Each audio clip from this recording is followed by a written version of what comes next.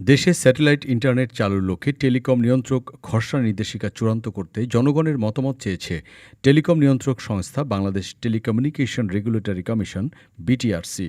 এ প্রক্রিয়ার সাথে সংশ্লিষ্ট কর্মকর্তারা বলেছেন, স্যাটেলাইট ইন্টারনেট চালুর এ পদক্ষেপ ব্যাকহোলিং, দুর্যোগ ব্যবস্থাপনা ও গ্রাহকের ডেটা ব্যবহারের পাশাপাশি ডিজিটাল বিভাজন দূর করে সেতু বন্ধনের নতুন দ্বার উন্মোচনে সহায়ক হবে। কেননা এর মাধ্যমে ইলন মাস্কের স্টারলিংক এবং বিশ্বের শীর্ষস্থানীয় অন্যান্য কোম্পানিগুলোর বাংলাদেশের বাজারে প্রবেশের পথ সুগম করতে পারে।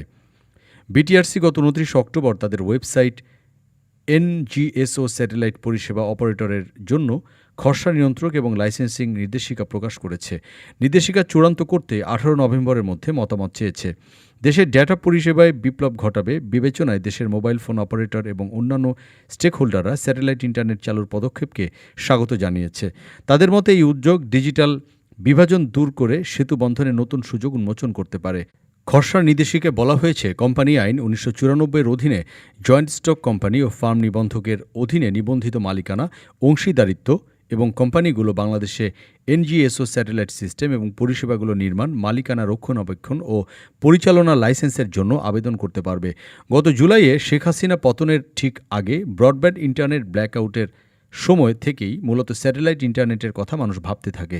এখন স্যাটেলাইট ইন্টারনেটের মাধ্যমে নতুন দ্বার উন্মোচিত হবে বলে আশা করছেন টেক বিশেষজ্ঞরা। ডেস্ক রিপোর্ট, আজ বার্তা, ঢাকা।